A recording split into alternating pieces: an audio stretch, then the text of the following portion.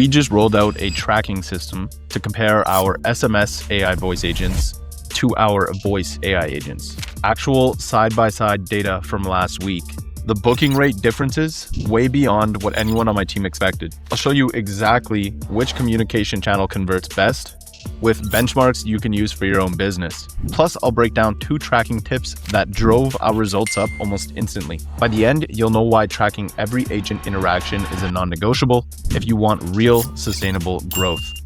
Okay, so this last week, we implemented both voice AI tracking as well as SMS tracking across all of our clients, specifically because we're growing and I need to be able to see high level the performance of every single campaign, the performance of every single agent. And there were a few revelations through this. Obviously, first thing we're going to be looking at is the amount of appointments that are booked. What is our booking rate? So per connected conversation, you could see right now it's around 6%. So that's extremely low. But every single one of these metrics in the first place is supposed to identify a bottleneck. If you're tracking your human reps on how many calls they're making, on what the conversion rate is, on how many appointments are getting booked, why would you not do the same thing for AI? Not only is this key, but it pointed out a ton of blind spots that we didn't even know until we started tracking this. So in my opinion, if there is one thing that you could do to exponentially increase your AI's booking rate, it is setting up tracking. Now, when it comes down to voice versus SMS, there's one clear winner, and that is specifically voice. So you can see right now, for this specific client, we have a 25% booking rate. And we've been tracking voice specifically for a while. And this number I can say with certainty is pretty damn consistent. So we're booking anywhere between 25% on a low day, all the way up to 40% on a really good day. Imagine 40% of your appointments getting booked fully on autopilot with AI. I literally woke up to a meeting booked this morning from my paid ads campaign with the call summary and all of the information on this business. And if you build your voice agents properly, your outbound voice agents, they just continuously extract more information, more ammunition for you when you are on your sales calls to be able to go and close them. Now, I wanted to break down this sheet a little bit, specifically the calls sheet, because I think it's super crucial. One of the things that I think is really important is knowing if the changes that you're making are actually driving a difference or not. And so with all of our agents right now, I have a few fields hidden, but one of them is the version of the agent. And so now what we're doing with all of our clients is tracking these key metrics. So how many calls are actually being made?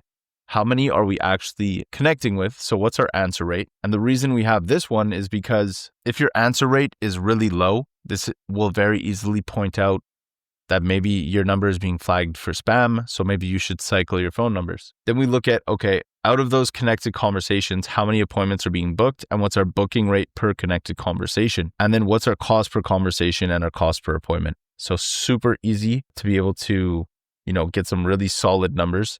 But one of the things that was absolutely an absolute game changer was coming up with a legend for every single call. So you can see here, we have different outcomes, either being booked or follow-up, or that it failed, there was no booking attempted, or we hit voicemail. So if it falls into one of these 3 buckets, then we need a failure reason. So what was the failure reason? Well, if it's none, that means it's either booked or a follow-up was scheduled. If it failed, well, did it fail because the lead declined? So the lead was not interested or said no. Was the lead busy? Or these 2 are the key ones. Was there a specific system error? Meaning, did one of your tool calls fail? Was the calendar booking not successful?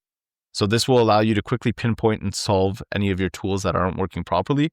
And then the other one is the agent error. So was the AI repeating itself? Did it ask for information that was already extracted on the call? This is essentially how you can improve your prompting. And why this is crucial is because now when we go and make these changes on a weekly basis, we can publish a new version and then we can track the performance of the new versions of the prompts that we're creating in order to drive results and see if the changes that we are making are driving results or not. So this is incredibly useful. And before having this, I don't think anyone right now is doing this for voice AI. I haven't seen anyone doing this for voice AI. So it's like improving your script and then measuring the performance of your script for any setter or anything that you're doing. So having this level of granularity, having this level of detail is driving immense value and immense results for all of our clients. Now, the other thing that we added, and this is just for myself and for my developers as we continue to scale, is we added these 3 additional columns, which is reviewed,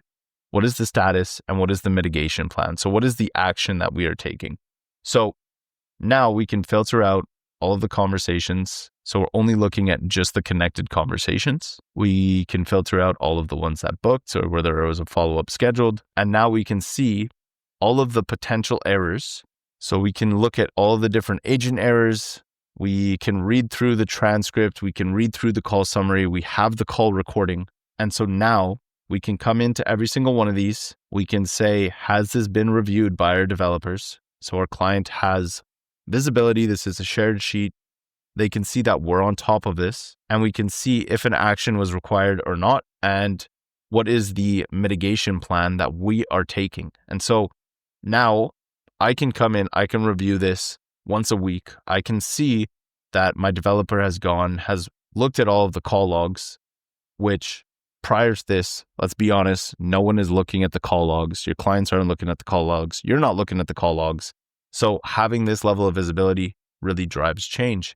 And what is the specific action item we're taking? So now that when we go and publish the new version, we can filter by next week, just by the date right here, and see if our booking rate per connected conversation increases or not. And so this is really short and sweet, but it's an absolute game changer.